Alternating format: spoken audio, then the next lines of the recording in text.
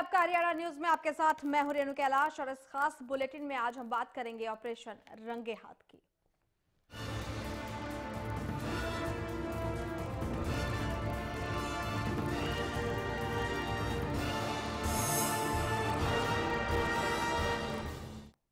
जी हाँ, तो ऑपरेशन रंगे हाथ, दरअसल ऑपरेशन रंगे हाथ ये नाम इसलिए दिया गया है क्योंकि रिश्वतखोरी के मामले लगातार बढ़ते जा रहे हैं। हरियाणा न्यूज ने ऐसे बहुत सारे खुलासे किए हैं जिसको देखकर प्रशासन और सरकार की नींद खुलनी चाहिए, लेकिन इन सब के बावजूद अभी भी सरकार और प्रशासन की नींद नहीं खुली है। कई चौंका देने वाले आंकड़े और तस्वीरें आपके सामने हमने साझा की है। सबसे पहले एक रिपोर्ट आपके लिए।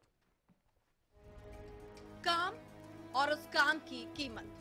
बीते महीने 25 दिसंबर सुशासन दिवस के रूप में मनाया गया। सुशासन यानी कि एक अच्छी शासन प्रणाली जिसमें पारदर्शिता, जनता के प्रति जवाबदेही और भ्रष्टाचार पर रोकथाम का फॉर्मूला।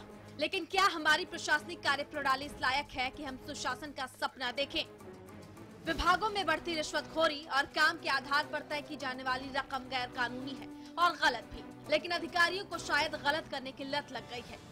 बीते एक महीने में रिश्वतखोरी के मामले जिस तेजी से आगे बढ़े हैं, उसे देख सरकार को गंभीर होने की जरूरत है। लाइसेंस बनवाना हो या फिर आधार कार्ड या फिर हो कोई अन्य सरकारी काम, जनता को इन सब के लिए छोटी से लेकर बड़ी रकम तक चुकानी पड़ती है। रकम जिसे तय विभाग में मौजूद अधिकारियों द्वारा किया जाता है। हम आपको कुछ ऐसी ही तस्वीरें दिखाएंगे। नारनौल लाइसेंस विभाग में रिश्वतखोरी का धंधा जोरों पर है। लाइसेंस बनवाने वाले लोगों का कहना है कि उनसे लाइसेंस बनाने की एवज में 30 से 50 रुपए तक वसूले जाते हैं। ये तस्वीर इतनी भर भी नहीं। बात लाइसेंस बनवाने की करें या फिर आधार कार्ड बनवाने की, जिस काम की राशि निःशुल्क है उस काम को करने के लिए अधिकारी 10 से 100 रुपए तक वसूल रहे हैं। इससे पहले हरियाणा न्यूज ट्रांजिट फॉर्म के नाम पर वसूली जाने वाली राशि पर भी कई खुलासा कर चुका है। हरियाणा न्यूज आधार के रेट कार्ड से भी पर्दा उठा चुका है और अब हमारी कोशिश है रिश्वतखोरी पर रोकथाम के लिए कोई बड़ा कदम उठाने की। व्यवस्था परिवर्तन के मकसद से प्रशासनिक कार्य प्रणाली में सरकार अब तक कई फेरबदल भी कर चुकी है। इस फेरबदल से क्या बदलेगा ये तो कोई नहीं जानता, लेकिन विभागों में बढ़ती रिश्वतखोरी पर लगाम कसना शायद अब सबसे ज्यादा जरूरी हो गया है। ऐसा इसलिए भी क्योंकि भ्रष्टाचार और रिश्वतखोरी के कारण ही जन सरोकार से जुड़े कई मुद्दे प्रभावित होते हैं। बढ़ती रिश्वतखोरी के पीछे एक सबसे बड़ी वजह यह भी है कि सरकार इस गैर कानूनी धंधे से बिल्कुल बेखबर है। बहरहाल रिश्वतखोरी चोरी करने जैसा है। ऐसे में जरूरत है कि अधिकारियों की इस चोरी पर सरकार जल्द से जल्द कोई सख्त से सख्त कदम उठाए, जिससे रिश्वतखोरी के इस धंधे पर पूरी तरह से फुल स्टॉप लगाया जा सके। भरत श्रीवास्तव के साथ ब्यूरो रिपोर्ट, हरियाणा न्यूज। जी हाँ, तो रिश्वतखोरी के मामलों में लगातार इजाफा होता जा रहा है। राज्य चौक से अगर ब्यूरो की रिपोर्ट की हम बात करें तो बड़ा खुलासा इसमें किया गया है। आपको बता दें, ये तमाम खुलासों में ये कहा गया है कि साल 2014 में कुल 76 छापों के दौरान 8 सरकारी कर्मचारी, 68 गैर सरकारी जो कर्मचारी हैं और 5 अन्य लोग इसमें रंगे हाथ पकड़े गए हैं और इन सब से सरकार बेखबर है। हमारे साथ बीजेपी नेता रेणु भाटिया जुड़ चुके हैं। रेणु भाटिया जी, बहुत स्वागत है आपका हरियाणा न्यूज में। जी शुक्रिया। राज्य चौकसी ब्यूरो की रिपोर्ट में बड़ा खुलासा किया गया है। खुलासे चौंका देने वाले हैं और लगता है कि सरकार को इसकी भनक तक नहीं है, और अगर भनक भी है तो ये अपने आप में एक बहुत बड़ी बात है। रिश्वतखोरी के मामले लगातार बढ़ते जा रहे हैं। सुनीता जी, जिस पारदर्शी प्रशासन की बात की जाती है, जिस ट्रांसपेरेंसी की बात आप लोगों की तरफ से की गई है, वो जो है उसको अमली जामा यहाँ पर मिलता हुआ नहीं दिखाई दे रहा। आपकी बात ठीक है कि रिश्वतखोरी के मामले बहुत सारे दिनों दिन सामने आ रहे हैं। अब लोगों को भी आदत थी और अफसरों को भी डर नहीं था अब तक, और जो मामले ये अब सामने आए हैं, आप धीरे धीरे देखेंगे कि इन लोगों को कैसे इनकी कमान टाइट हो रही है और रंगे हाथ पकड़े जाने के बाद इनके ऊपर कितना कड़ा रिएक्शन हो रहा है। चाहे वो पुलिस का मामला हो, पहले आप देखते थे कोई पकड़ा जाता था, उसका केस दर्ज इतना कमजोर होता था कि वो छूट जाता था, या जमानत या कुछ भी इस तरह का हल्का उसके ऊपर एक्शन होता था। परंतु हमारी सरकार ने ये कहा है कि कोई भी व्यक्ति किसी भी व्यक्ति को तंग करता हुआ पाया गया रिश्वतखोरी के मामले में या फाइल को उलझाने के मामले में, उसके ऊपर कड़ा एक्शन किया जाएगा, और वही चल रहा है। रेणु जी, हर सरकार आती है कमोबेश यही बात करती है। कुछ जो आला अधिकारी हैं उनको इधर से उधर कर दिया जाता है, किसी और जगह से बिठाकर किसी और जगह बिठा दिया जाता है, लेकिन जो तंत्र है वो सुधरने का नाम नहीं ले रहा है। इस तंत्र को आखिर सुधारने की बात तो की जाती है, लेकिन क्या ये तंत्र कभी सुधर भी पाएगा? देखिए, कोई भी चीज जिसको 60 साल तक आदत पड़ गई हो, जिसको वर्षों की आदत पड़ गई हो, जिसके ऊपर वर्षों से बेईमानी का लेप लगा हुआ हो, उसको खेड़ने में, उसको हटाने में, उसको दुरुस्त करने में थोड़ा सा वक्त तो लगेगा।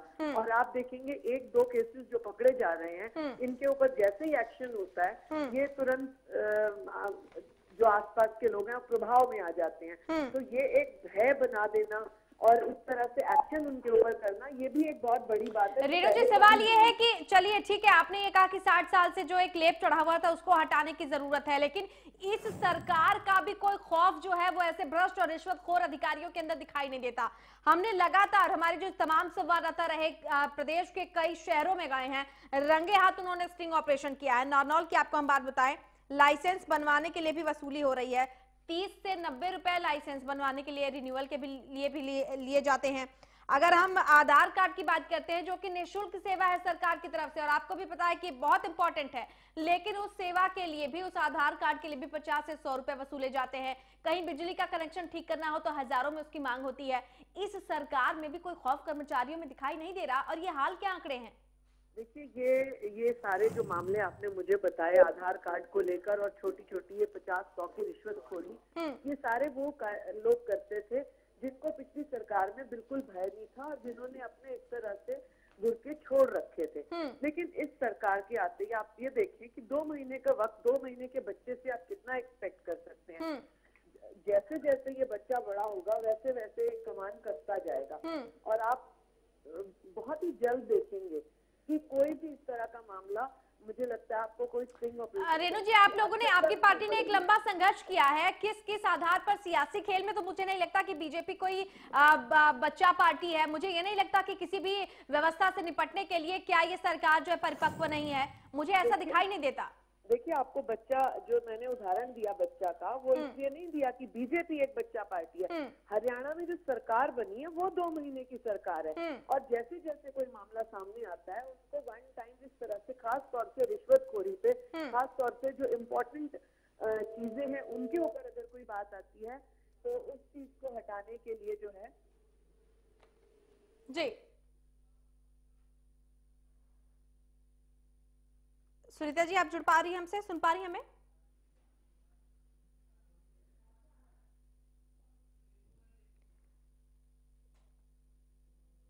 रेणु जी, आप हमें सुन पा रही हैं? हाँ, बिल्कुल सुन पा रही हूँ। रेणु जी, आपने अपनी जो बात है वो बीच में अधूरी छोड़ दी। देखिए, मैं ये बोल रही थी कि हमारी बीजेपी जो है वो बच्चा पार्टी नहीं है, लेकिन जो हरियाणा की सरकार है ये अभी 2 महीने की सरकार है, जिसको थोड़ा सा वक्त चाहिए।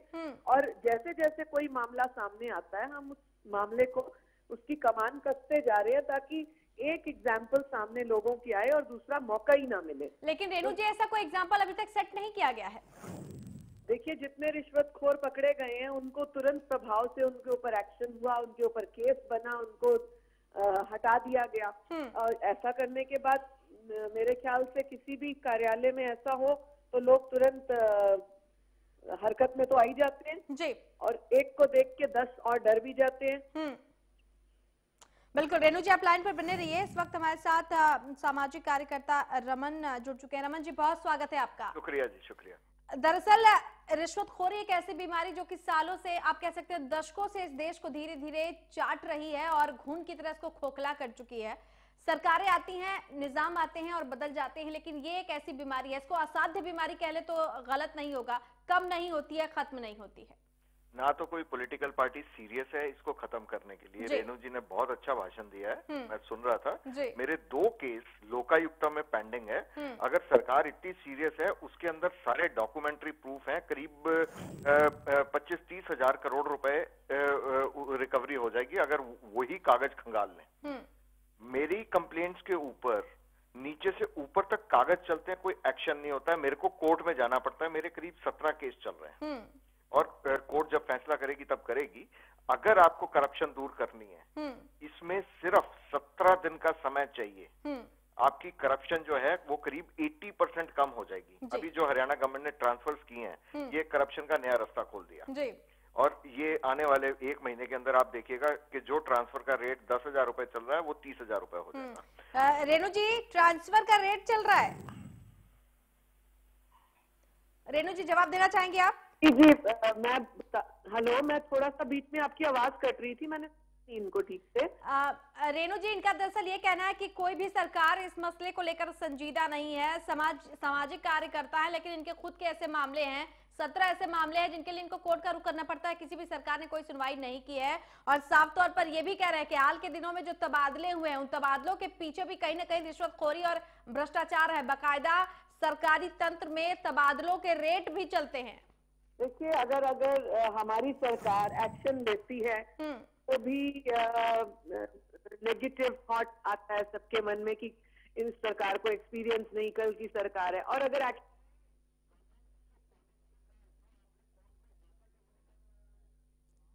तो चलिए, लगता है कि संपर्क जो है वो हमारा टूट रहा है। हम दोबारा संपर्क करेंगे रेणु भाटिया से। और इस वक्त कांग्रेस नेता खजान सिंह हमारे साथ जुड़ चुके हैं। खजान सिंह जी, बहुत स्वागत है आपका। धन्यवाद, थैंक यू। खजान सिंह जी, बात रिश्वतखोरी की कर रहे हैं। तमाम आंकड़े हमारे सामने हैं, तमाम आंकड़े चौंका देने वाले हैं। सरकारी कर्मचारी लगातार रिश्वतखोरी के इस पूरे मकड़जाल में फैले हुए हैं और लगातार लगे हुए हैं। सरकार आपकी भी रही है, सरकार बीजेपी की भी है, लेकिन ये रिश्वतखोरी एक ऐसी बीमारी है जो खत्म नहीं हो रही है और ना ही होने का नाम ले रही है। देखिए, बिल्कुल आपने ठीक कहा, इन्होंने सारे रिकॉर्ड तोड़ दिए रिश्वतखोरी के। अभी कल परसों की बात है, गुड़गांव गांव अपना, यहाँ से विधायक जी हैं उमेश अग्रवाल जी, वो उसी गांव के हैं। और यहाँ बिजली 3 दिन से हरिजन मोहल्ले, अनुसूचित जाति के मोहल्ले की बिजली खराब पड़ी थी। और उन्होंने शिकायत की, 3 दिन तक ठीक नहीं की। मैंने फिर एक्शन को कहा, एक्शन जो एरिया का है, तो उन्होंने ड्यूटी लगाई तो 50-50 रुपए प्रति घर से पैसे उगाए 20-25 घरों से। और सवाल ये है खजान सिंह जी, सवाल ये है कि सरकार चाहे बीजेपी की रही हो, ऐसा तो नहीं है कि कांग्रेस के शासनकाल में कोई रिश्वतखोर जो कर्मचारी है या जो सरकारी अधिकारी है वो गिरफ्तार ना हुआ हो या उसके खिलाफ शिकायत ना हुई हो। ये जो खेल है ना, वो हर सरकार में चलता रहता है। दो महीने पुरानी सरकार में भ्रष्टाचार बढ़ गया, इतने सालों तक जो कांग्रेस की सरकार रही उसमें भ्रष्टाचार की नींव और ज्यादा मजबूत हुई। तो आप सुनिए, मुझे कहना तो दीजिए पहले जी, पहले मुझे जवाब देने दीजिए। भय मुक्त, भ्रष्टाचार मुक्त शासन हरियाणा ने 10 साल कांग्रेस के शासन में दिया। और मैं ये बताना चाहूंगा आपको, अब पिछले जो आज एक 7 साल की लड़की से बलात्कार हुआ, पिछले 4-5 दिन पहले 13 साल की लड़की से बलात्कार हुआ। ये बलात्कार हमारा दक्षिणी हरियाणा तो बलात्कार का वो बन गया, अड्डा बन गया। और मैं ये कहना चाहूंगा, ये पता नहीं सत्ता के नशे में कहाँ अपनी वो बना रहे हैं कहीं। खजान सिंह जी, आपकी सरकार के भी शासनकाल में इस तरह की घटनाएं हुई है। बहरहाल हमारे साथ सामाजिक कार्यकर्ता रमन लगातार जुड़े हुए हैं। रमन जी, क्या आप सहमत हैं खजान सिंह जी की इस बात से कि ये जो वर्तमान सरकार है, खैर ये सियासत का खेल है, मैं भी समझती हूँ, आप भी समझते हैं, इन्हीं के शासनकाल में मैंने करप्शन के केसेस फाइल किए हैं 27 क्लास 1 ऑफिसर्स के ऊपर लोकायुक्ता में। और उनके ऊपर इनकी सरकार ने 4 साल कोई एक्शन नहीं लिया था। उसके बाद मैं लोकायुक्त में मैटर लेके गया हूँ और लोकायुक्ता में इस साल ऑर्डर भी आ जाएंगे। और उसके बाद हम देखेंगे कि बीजेपी की सरकार उनके ऊपर क्या एक्शन लेती है, नहीं तो मेरे को हाईकोर्ट जाना पड़ेगा। दिक्कत ये है, जितने पॉलिटिकल पार्टीज के शहर में या स्टेट लेवल पे जो ऑफिशियल्स होते हैं, वो अपने लोगों को फायदा देने के लिए, अपना प्रभाव बनाने के लिए अधिकारियों को की ट्रांसफर पोस्टिंग के अंदर ऐसे लूप होल्स रखते हैं जिनको पकड़ पाना मुश्किल होता है। हमने पकड़ के लिख के दिया, नोटिस दिया। आप मानेंगी नहीं कि 7 ऐसे कर्मचारी हैं जिनकी दोनों टांगे कटी हुई हैं, जिनकी ट्रांसफर कर दी। उनको चंडीगढ़ जाना पड़ा। उनको किसी एक आदमी ने आके कहा कि मैं आपकी ट्रांसफर रुकवा दूंगा, आप पैसे देने के लिए तैयार हैं? तो ये तो हाल है जी। आप जो नॉर्म्स आपने सेट किए हैं, कुछ सोच समझ के किए होंगे, उनके ऊपर आप काम कीजिए। पॉलिसी इंप्लीमेंटेशन अगर 50% भी इस स्टेट के अंदर हो जाए तो कम से कम 80% आपकी जो करप्शन है वो रुक जाएगी। बिल्कुल, लेकिन विडंबना यही है रमन शर्मा जी कि ये जो करप्शन है या इसको लेकर जो नियम और कानून है उनका कोई नामो निशान नहीं है। कोई भी सरकार जो है वो इसको लेकर संजीदा नहीं है। हाँ, संजीदा नहीं है, क्यों नहीं है? उनको इलेक्शन लड़ने होते हैं, इलेक्शन में खर्चा होता है। आप आज उसके ऊपर पॉलिसी बना दीजिए कि इलेक्शन के अंदर स्टेट फंडिंग होगी। आप देखिए, आधी आपकी जो करप्शन है वो खत्म हो जाएगी। उसके ऊपर कोई काम करने के लिए तैयार नहीं है। बिल्कुल रमन जी, आपसे आगे बातचीत जारी रखेंगे, आप लाइन पर बने रहिएगा। खजान सिंह जी भी हमारे साथ लगातार जुड़े हुए हैं। हमारे साथ राजनीतिक विश्लेषक योगेश कौशिक जुड़ चुके हैं। योगेश जी, बहुत स्वागत है आपका हरियाणा न्यूज में। जी धन्यवाद मैडम। बात रिश्वतखोरी की, जो कि एक चोरी के बराबर है, अपराध के बराबर है। आप भी समझते हैं, हम भी समझते हैं, लेकिन कोई सरकार गंभीर नहीं है। अगर सरकारी अधिकारियों में रिश्वतखोरी की बात करें, अभी हमारी सामाजिक कार्यकर्ता रमन शर्मा जी से बातचीत हो रही है, कुछ ऐसे भी आंकड़े उन्होंने बताया जिनका केस, जिनका मुकदमा वो खुद लड़ रहे हैं, खुद उनकी पैरवी कर रहे हैं, और लगातार इस तरह के जो आंकड़े हैं वो बढ़ते जा रहे हैं। सरकारें कोई भी हो वो संजीदा नहीं है। खजान सिंह जी हमारे साथ कांग्रेस की तरफ से जुड़े हुए हैं, वो कह रहे हैं कि बीजेपी के शासनकाल में इस तरह के चीजों को बढ़ावा मिला है। बीजेपी ये कह रही है कि कांग्रेस एक ऐसा बीज बोकर गई है जो कि पेड़ अब फल फूल रहा है। क्या कहना चाहेंगे आप इस पर? एक्चुअली रमन जी जो बात कह रहे थे वो बहुत खूबसूरत बात है उनकी। बिल्कुल, उनका मानना ये है, और ये सच भी है, कि जब एक MLA 10 करोड़ रुपए लगा के इलेक्शन जीत के आता है तो 10 करोड़ कहाँ से वसूल करेगा? ऐसा हिंदुस्तान के अंदर कोई आदमी नजर नहीं आता 10 करोड़ लगा के वो सेवा भाव के लिए आता हो। बिल्कुल। अच्छा, अब क्या है प्रॉब्लम? राजनीतिक बात अगर हम करेंगे तो राजनीति में तो ये दोनों तरफ से ये एक दूसरे पे लांछन लगाए जाएंगे, लेकिन आप ये बताइए मुझे, भाजपा क्या कह के आई है इलेक्शन जीत के? किस बेस पे आई है? लोगों ने किस बेस पे जिताया है? बिल्कुल। जो कमियां कांग्रेस में थी वो नहीं रहेंगी, चाहे सारी चीज जोड़ दीजिए उसमें A to Z, ठीक है ना? चाहे उसमें करप्शन हो, चाहे उसमें महंगाई हो, भ्रष्टाचार, ये सारी की सारी चीजें जब लोगों को लगा के नजर आती थी तो तभी कांग्रेस को उन्होंने हरा दिया। अब भाजपा भी अगर इनके शासन में भी यही सारी चीजें होती रहेंगी तो फिर ये जो जिस दम पे आए थे वो दम कहाँ चला गया? और वो अगर ऐसा ही इन्हें करना है तो फिर कांग्रेस में और बीजेपी में फर्क क्या है? बिल्कुल। सच बात तो ये है कि बीजेपी में जो लोग गए हैं वो लगभग सारे के सारे कांग्रेस के हैं, ठीक है? अब जो अभी आपकी नॉलेज में भी है वैसे ये चीज, 30,000 लोगों के ट्रांसफर हो रहे हैं। रमन जी कह रहे हैं, वो बिल्कुल सही बात कह रहे हैं। बिल्कुल, ये बहुत अच्छी बात उन्होंने उठाई कि इन तबादलों का भी जो रेट है वो भी एक रेट है, और जाहिर सी बात है कि अगर हम कहीं लगाएंगे पैसा तो हम चाहेंगे कि पीछे से हमारे पास वो पैसा आ भी जाए। एग्जैक्टली, राजनीति को जो है ना वो सेवा भाव के लिए नहीं किया जाता आज के दिन। राजनीति एक व्यापार हो गया है, और इस व्यापार में ये, अब आप मुझे छोटे लेवल को छोड़ दीजिए, मोदी जी के प्रचार के ऊपर मिनिमम 20,000 करोड़ रुपया लगा था, वो कहाँ से आया? क्या मोदी जी की पार्टी ने लगाया या मोदी जी की जेब में था? तो मोदी जी तो अपने आप को बहुत साफ सुथरा बताते हैं। ऐसे ही अभी जो इलेक्शन हुए हरियाणा में, उनमें क्या कम पैसा लगा है? उसमें टिकटें बिकी हैं। भाजपा वालों ने ही एक दूसरे पे इल्जाम लगाया है कि बिल्कुल आरोप प्रत्यारोप का ये दौर लगातार चल रहा है और रिश्वतखोरी में जनता भी पिस रही है। योगेश जी आप बने रहिएगा यहाँ लाइन पर, हमें एक ब्रेक के लिए यहाँ पर रुकना पड़ रहा है। रमन जी आप भी लाइन पर बने रहिएगा। खजान सिंह जी आपसे भी लौटेंगे तो बातचीत करेंगे, क्योंकि तमाम संगीन आरोप जो है आपके भी सरकार के शासनकाल पर उस पर भी लग रहे हैं। बहुत जल्द लौट रहे हैं थोड़े से ब्रेक के बाद।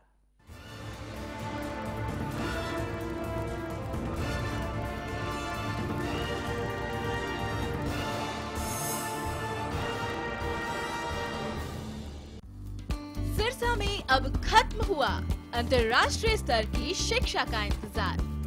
MDLR ग्रुप लेकर आए हैं MDK इंटरनेशनल स्कूल। हरियाणा के हरित क्षेत्र सिरसा में विश्व स्तरीय शिक्षा की खास पहचान। MDK international school Cambridge university London से जुड़े सिरसा के इस पहले रेसिडेंशियल कम डे बोर्डिंग स्कूल के डायरेक्टर हैं कैम्ब्रिज एग्जाम्स के आकलनकर्ता मिस्टर लॉरेंस फ्रे।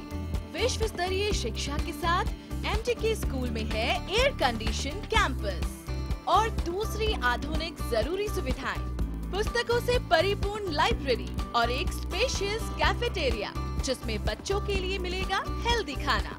MDK इंटरनेशनल स्कूल की विश्व स्तरीय खेल एवं अन्य सुविधाएं आपके बच्चों का स्वास्थ्य एवं चहुमुखी विकास सुनिश्चित करती हैं। तारकेश्वरम धाम के नजदीक रानिया रोड सिरसा में। अधिक जानकारी के लिए संपर्क करें 9254136642 434445 या लॉग ऑन करें www.mdkinternationalschool.com। MDK international school, nurturing your future today.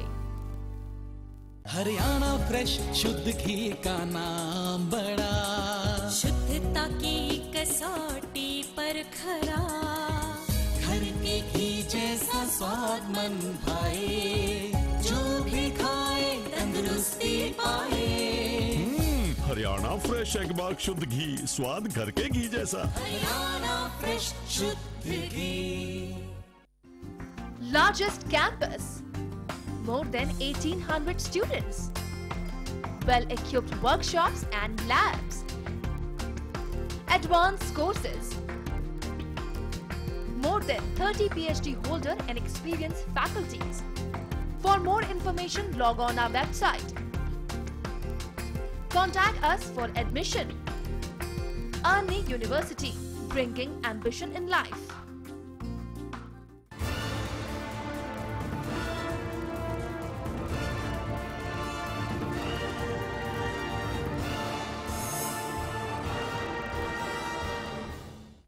Break के बाद एक बार फिर से आपका स्वागत है।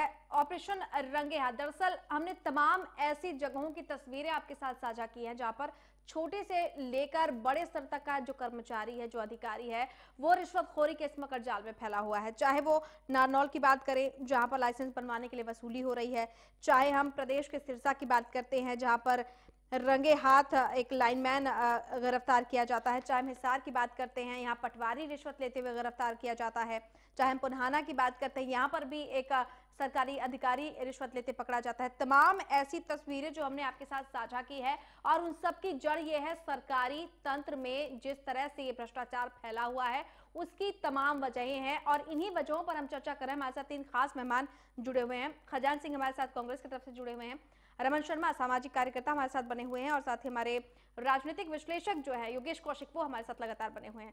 खजान सिंह जी, आपके पास आना चाहूंगी। आपने जिस तरह से आरोप प्रत्यारोप का एक दौर आपने भी शुरू किया, रेणु भाटिया हमारे साथ जुड़ी हुई थी, उन्होंने कहा कि महज 2 महीने पहले की सरकार है, लेकिन सवाल यह है कि जिन उम्मीदों के तहत जनता आपकी तरफ देखती है, आप बहानेबाजी पर उतर आते हैं कि भाई हमारे शासनकाल में ऐसा था, अब दूसरे की बारी है। इस बहानेबाजी की वजह से जो पिस रही है वो आम जनता है। देखिए, मैं आपके माध्यम से कहना चाहता हूं कि अभी सरकार जो सत्ता में है अब उसका विश्लेषण कर रहे हैं और जो पिछली सरकार थी उसको सत्ता से मुक्त होना पड़ा, कुछ कमियां थी, इसमें कोई शक नहीं है। लेकिन जहां तक भ्रष्टाचार की बात है, ये भ्रष्टाचार के सारे रिकॉर्ड तोड़कर इस सरकार ने जिस तरीके का माहौल पैदा कर दिया है, कोई भी वर्ग सुखी नहीं है, कोई भी वर्ग सुरक्षित नहीं है। जो ये हालात हैं, ये सत्ता पक्ष वाले अपने कान और आंख बंद करके बैठ गए हैं और इनका सिर्फ और सिर्फ काम है, अभी शीतला माता मंदिर का ठेका दिया है, 2014 का 5 करोड़ का ठेका था और इन्होंने उसको घटा के 3 करोड़ में दे दिया। 2 करोड़ का घोटाला शीतला माता मंदिर में घोटाला कर रहे हैं। तो इस तरीके के घोटाले जब ये करेंगे तो इससे ज्यादा। खजान सिंह जी, आप ये बात क्यों बोल रहे हैं कि इन्हीं घोटालों की वजह से ना तो आप केंद्र में ढंग से खड़े हो पाए हैं, ना किसी प्रदेश में खड़े हो पाए हैं। तमाम घोटालों की गाज जो है सबसे पहले आपकी सरकार पर गिरी है। खैर, दीगर बात है, आपसे बातचीत जारी रखेंगे, बिल्कुल आपसे बातचीत जारी रखेंगे। हमारे साथ योगेश कौशिक जुड़े हुए हैं। योगेश जी, अगर कोई भी सवाल हो, उस सवाल का कमोबेश खजान सिंह जी की तरफ से मुझे तो एक ही जवाब मिल रहा है कि भाई ये इस शासनकाल की आप बात करिए, ये जो प्रक्रिया है, ये प्रक्रिया आखिरकार कब तक चलती रहेगी? और वाकई एक बहुत महत्वपूर्ण आपने बात कही है कि राजनीतिक जो सियासत होती है ना, ये रिश्वतखोरी की आप कह सकते हैं सबसे बड़ी वजह है। योगेश जी सुन पा रहे हैं आप हमें? हाँ, बोलिए मैडम। जी, खजान सिंह जी से हमने बातचीत की, एक बार फिर से उन्होंने ठीकरा इस वर्तमान सरकार पर फोड़ दिया, लेकिन वाकई एक बहुत महत्वपूर्ण बात जो इस चर्चा में उभरकर सामने आई वो यही है कि अगर हम सियासत की बात करते हैं, सियासत भी इस देश में भ्रष्टाचार और रिश्वतखोरी की एक अहम वजहों में से है। ये देखिए, खजान सिंह जी राजनीतिक आदमी है, राजनीतिक बात करेंगे, अपनी पार्टी के लिए बोलेंगे, लेकिन ये इनको कम से कम ये मान लेना चाहिए ईमानदारी से कि इनकी सरकार गई इसीलिए थी कि इनके जमाने में भी भ्रष्टाचार एक चरम सीमा पे पहुंच गया था और प्रधानमंत्री एक साफ सुथरी छवि वाले होते हुए भी बदनाम हो गए थे। ठीक है, ऐसे ही हरियाणा के अंदर भी मतलब भ्रष्टाचार की हाईलाइट जो होते थे सीक्वेंसेस, वो ऐसे ही हुआ करते थे जैसे आजकल हो रहे हैं। लेकिन सबसे बड़ी बात यह है कि उसका खामियाजा कांग्रेस ने या एक्स पार्टी ने भुगत लिया। आप क्या, अब जो बीजेपी आई है अपना क्या ऐसा कार्यक्रम लेके आई है जिससे ये समाप्त कर देंगे, जीरो कर देंगे? ये जीरो टॉलरेंस की बात जो किया करते थे भ्रष्टाचार के बारे में, वो जीरो टॉलरेंस नहीं नजर आती है और मुझे लगता है कि इनके पास ऐसा कोई कार्यक्रम भी नहीं है, क्योंकि इन्होंने जो वादे किए हैं पब्लिक के बीच में वो सारे के सारे फेल होते नजर आ रहे हैं। और खट्टर साहब खुद अपने आप ही बोलने लग गए 1 बाय 1 कि भाई मैं जो है अभी बुजुर्गों को पेंशन भी नहीं दे सकूंगा। अभी जो 24 घंटे बिजली की बात कही थी, आज का ही कल का अखबार मैंने पढ़ा, उसमें उन्होंने कह दिया बिल्कुल जमीनों को उनके किसानों की कीमत भी नहीं दे सकूंगा, तमाम बातें। तो अब अभी ये बोलिए कि जब ये छोटी, इनको मैं छोटी बात मान रहा हूँ, बड़ा मुद्दा जिस वजह से कांग्रेस हारी है वो बड़ा मुद्दा भ्रष्टाचार था। और ये जो बात किया करते थे, भय, भ्रष्टाचार, पता नहीं 3-4 बातें करते थे, ये नोटों में ही देश नहीं चल सकता। बिल्कुल, इसको अल्टीमेटली देश तरीके से ही चलेगा। बिल्कुल, तो तरीके से चलेगा और वो तरीका जो है सरकार को लाना होगा, लेकिन जो इच्छा शक्ति है उसी की कमी है। रमन जी हमारे साथ लगातार बने हुए हैं। रमन जी, क्या विकल्प आप देख पा रहे हैं? क्योंकि जिस तरह के हालात बने हुए हैं, मुझे ऐसा नहीं लगता है कि कोई भी सरकार इतनी दृढ़ इच्छा शक्ति दिखाएगी कि वो जड़ से ही रिश्वतखोरी या भ्रष्टाचार को खत्म कर पाए। लेकिन फिर भी इससे निपटने के लिए क्या कुछ एक रूपरेखा तैयार की जानी चाहिए ताकि उस लीक को एक तैयार किया जा सके, ताकि उस लकीर को कभी मिटाया ना जा सके? देखिए, सरकार को एक्शन लेना पड़ेगा। मेरे जो मैटर कोर्ट के अंदर है वो लास्ट स्टेजेस के अंदर है, वो इसी सरकार को कोर्ट के अंदर जवाब देना है। बिल्कुल, रिकवरी क्यों नहीं हो रही? करीब बिल्डर से 75,000 करोड़ रुपए की रिकवरी है, वो इनको करनी पड़ेगी। और जो मैकेनिज्म है, मैकेनिज्म बहुत जल्दी, मैंने आपको बताया 17 दिन के अंदर आप 80% करप्शन दूर कर सकते हैं अगर आपकी इच्छा शक्ति हो। आप मैकेनिज्म ही नहीं लाना चाहते, इम्प्लीमेंटेशन नहीं करना चाह रहे हैं। अगर आप करना चाहें तो आपको कोई रोक नहीं रहा है, आपके पास पूरी मेजोरिटी है। रमन जी, बहुत बहुत समय की कमी है हमारे पास, बहुत शुक्रिया हमसे जुड़ने के लिए। इसके अलावा योगेश कौशिक जी, आपका भी बहुत बहुत शुक्रिया। खजान सिंह जी, आपका भी बहुत बहुत शुक्रिया इस खास चर्चा में हमारे साथ जुड़ने के लिए।